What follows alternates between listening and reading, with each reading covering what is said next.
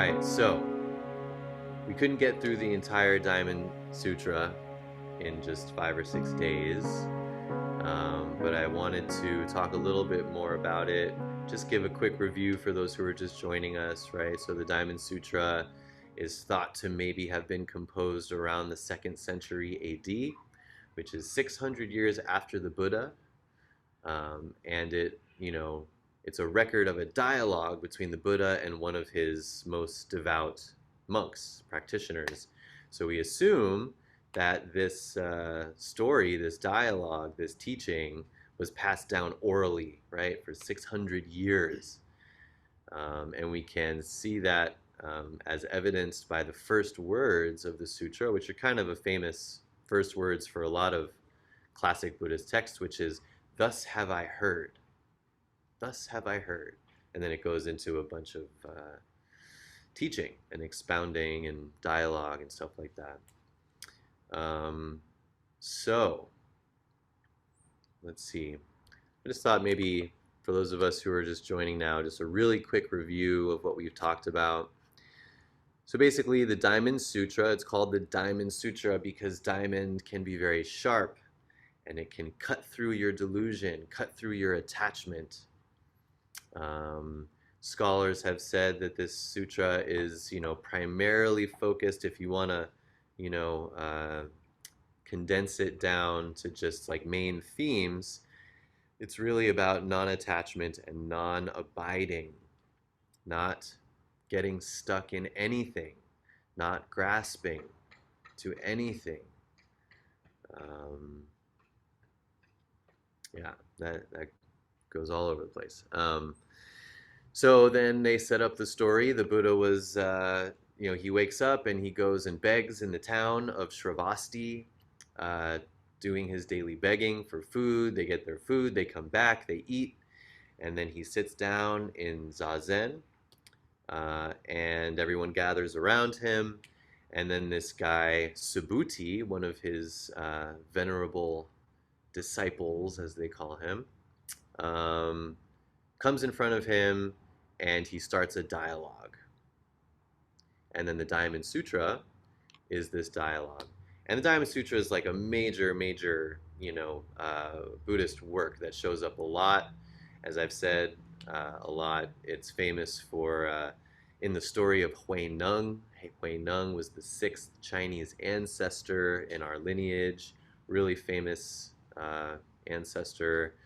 And he was walking down the street. He heard someone just simply reciting the Diamond Sutra and had his first, major awakening, and then devoted himself to practicing the way. So, yes, Diamond Sutra, Subhuti comes before the Buddha and he asks him questions. He says, Buddha, the teachings have helped all of us so much. Can you offer us some more? And he just kind of asks him a general question, if we want to attain the highest perfect wisdom, what should we do? And then chapter 3, the Buddha starts laying out what we should do. He talks about awareness of all living beings, the oneness and the diversity of how vast and innumerable beings are, and how all of them are inherently, intrinsically awakened Buddhas. And of course, that's all of us. Then he goes on to talk about the unattached practice of charity we talked about. So the idea of giving, being compassionate, seeing myself as other and other as myself, without even the slightest notion of self or appearance or efficacy or result, right? Completely giving, completely living a life of service with a deep understanding that all phenomena, people, ideas, politics, family, money, all of it is just completely empty and unreal, right? One of the most famous little stanzas from the Diamond Sutra reads, "All conditioned phenomena are like dreams, illusions, bubbles, or shadows, drops of dew, flashes of lightning." Um, so, yeah, when the roof caves in, of course you're whole because the roof is not a thing. Your house is not a thing. Being whole is not a thing. And so, if we can embody this life of compassion, and then we talked about the koan, uh, Avalokiteshvara is the compassionate bodhisattva and gives of themselves just as you reach back for the pillow in the middle of the night, right? When you reach back for the pillow, you have no concept of it. There's no pillow, there's no you, there's no trying to do something. You just simply do it automatically because that's what's appropriate. And so if we can serve others in that fashion, then he goes on to talk about how the Buddha cannot be recognized by form, awakening, Buddha, charity, perfection of wisdom, all these things, they have no form. They do not look like anything. They do not sound like anything in particular, right? Of course, they look and sound like something, which is this right now. But to say anything other than this, it is that, it is this, it looks like that, it sounds like that, it moves like that, is to grasp to some kind of form, to some kind of idea. Then he goes on to talk about, and if anyone wants to read or know more about this, the last 5 talks we gave, or 4 talks, go into each one of these chapters more detailed. So then, yeah, yesterday we talked about this one was a little more complicated, but basically the main point to me was he says just as important as realizing the emptiness of forms and self and completely letting go and destroying all notions of self and other, equally as important as that is letting go and destroying the notions of no self and no other, right? That's where we get the beautiful dance of absolute and relative, the real and the phenomenal. To get stuck in either place, to say, oh, it's all just perfect just as it is wrong. And to say, oh, it all needs to be changed and it's anything, any idea that we have about anything is wrong, which is why we have the famous koan of Bodhidharma saying, was that him? Shoot, I forget who it was now. Someone saying, not knowing is the most intimate. And that's why we keep hammering in this idea of not knowing. Because as soon as we think we get the Dharma, and screw the Dharma, as soon as we think we get a person or a relationship or the seasons or what my routine should be or what kind of food I should eat, it automatically transgresses the fact of impermanence.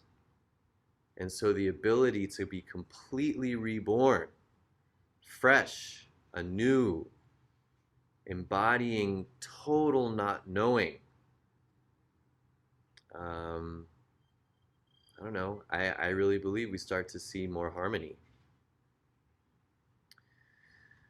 So that's what we've talked about up until now. And now there's a short chapter that I'll introduce, and then there's a koan that works with it really well. So chapter 7 is called No Attainment, No Teaching. The Buddha asked Subhuti, "What do you think, Subhuti? Has the Buddha arrived at the highest, most fulfilled, most awakened, and enlightened mind? Does the Buddha teach any teaching?" And Subhuti replies, "As far as I have understood the Buddha's teachings, There is no independently existing object of mind called the highest, most fulfilled, awakened, or enlightened mind. Nor is there any independently existing teaching that the Buddha teaches. Why? Because the teachings that the Buddha has realized and spoken of cannot be conceived of as separate, independent things and therefore cannot be described. The truth in them is uncontainable and inexpressible. It neither is nor is not. What does that mean? What this means is that Buddhas and disciples are not enlightened by a set method of teachings, but an internal intuitive process, which is spontaneous and part of their own inner nature. So yeah, every book you read, every Dharma talk you hear will tell you to let go of what you are hearing or reading. And as we talked about yesterday, the famous Zen phrase that you say at the end of the Shuso Hosen Dharma talk, I hope there is enough water in the Pacific to rinse my words from your ears. And, that should really be true for any Dharma talk we hear. Because there's still residue, right? It's not that you should totally disregard any teaching ever. When you wash a plate with just water, there's still residue on there. So let the residue stick, but don't cling to anything that you hear. So yeah, the Buddha's being kind of cheeky. He does this throughout the whole Diamond Sutra. Like, hey, Subhuti, do you think the Buddha has a form?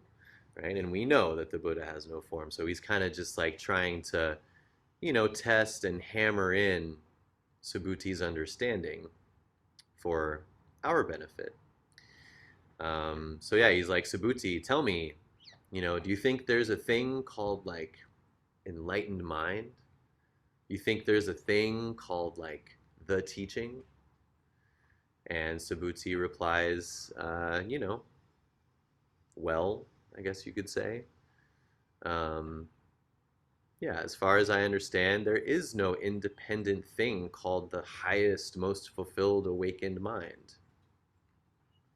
So anyone here who thinks they're striving to get some kind of thing that will feel different, that will make life better, that will change something, I don't know that this is the practice for you.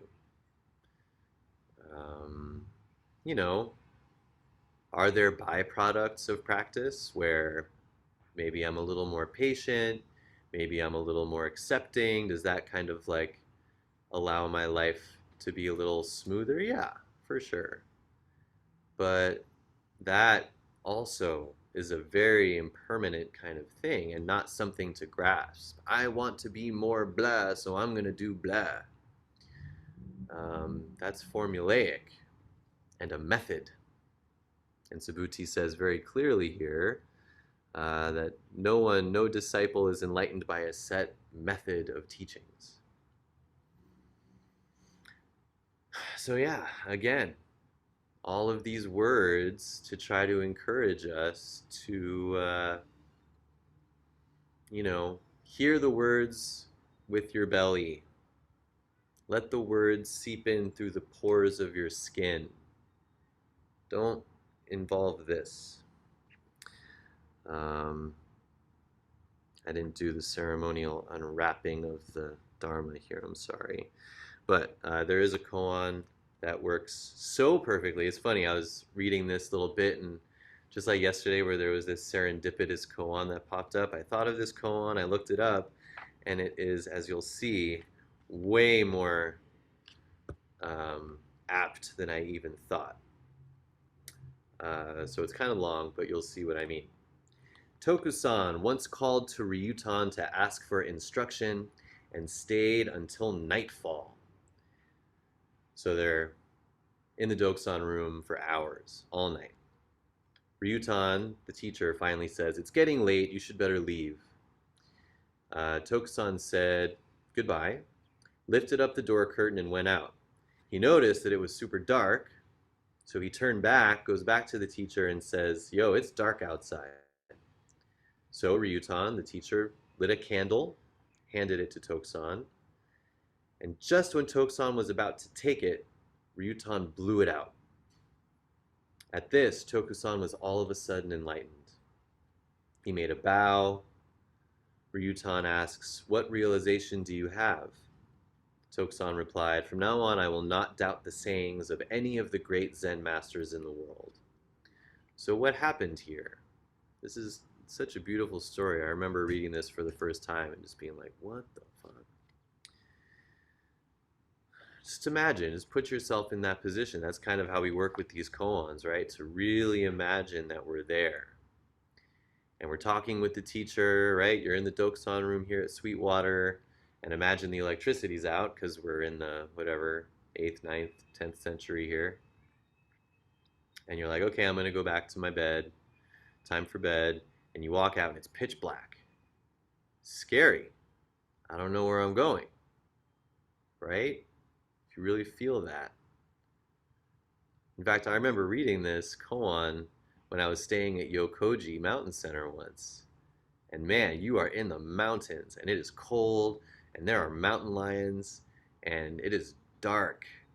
And I remember feeling fear because they put me at like the highest cabin on the mountain and I had to walk back every night in the dark. It's very scary. Anyway, so just picture that fear and you're like, hey teacher, like it's really too dark. Can I get some light?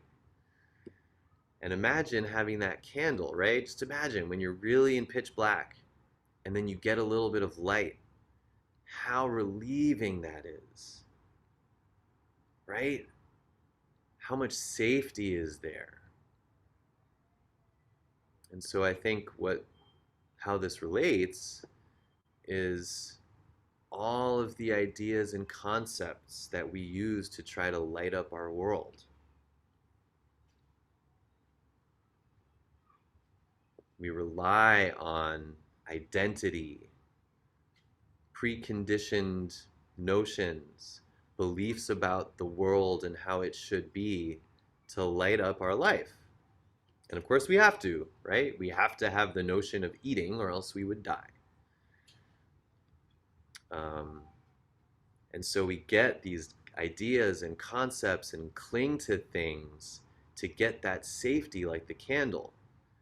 And so just as Tokusan is like, oh, thank God, something to hold on to, something to light my way, Ryutan blows it out. And that just really crisp teaching that he knew that moment was just ripe for Tokusan to have that experience of wipe it all away. Everything you think that is, get rid of it and just jump into the darkness. Embrace not knowing. And man, what a smart teaching that was. And so through that, he somehow got that metaphor. It's kind of a metaphor. It's easier to talk about than to actually get. But Tokusan in that moment really got that that's what was going on. Let go. And so he says from now on, like, I'll never doubt any of these teachings. Like, I see, this shit's real. So the next day, Ryutan, the teacher, goes to the teacher's seat and he declares to the Sangha, among the monks here, there is a fellow whose fangs are like swords, whose mouth is like a bowl of blood. You may strike him with a stick, but he will not turn his head. Someday in the future, he will establish his way on a steep and lofty peak. So we don't need to go into that. He's basically saying, you know, awakening's real. Someone here, you know, I'm connecting with someone here. And, you know, why call someone out like that, I'm not quite sure. Maybe to inspire other monks. We don't really do that these days, other than, you know, rites of passage, I guess. So, Tokusan, the student who had the awakening, he then takes out his notes and commentaries on the Diamond Sutra. Didn't even know that was in here. Tokusan takes out his notes on the Diamond Sutra, and in front of the monastery hall, he held up a burning torch and said, even though one masters various profound philosophies, it is like placing a single strand of hair in the sky. Even if one gains all the essential knowledge in the world, it is like throwing a drop of water into a deep ravine, right? So he's saying exactly what Subhuti is saying. If you're clinging to any highest, most fulfilled, awakened state or any independent teaching, then you're missing it. It's just a tiny hair in the vast sky. And thus, taking up his notes and commentaries, burned them all and left with gratitude. So, what a perfect way to end this series of talks on the Diamond Sutra than to have Tokusan burn them up so that we can all let go of our grasping tendencies. So, yeah, thank you all for a really, really deep, small but intimate and really deep session. I really hope everybody considers dabbling or jumping all the way in to sesshin practice in the future. Um, this letting go, this intimacy with not knowing, this deep embodiment of both no self and not no self, they're not just to please the teacher, they're not just to say, I did it. They are gateways to the deepest liberation possible. Um, and that's what we're doing here. So I really hope that everyone, hope there's enough water in the Pacific Ocean to wash these words from your ears. And I hope the residue inspires us to keep on going. Thank you all very much, and I will open it up for more nuggets and questions.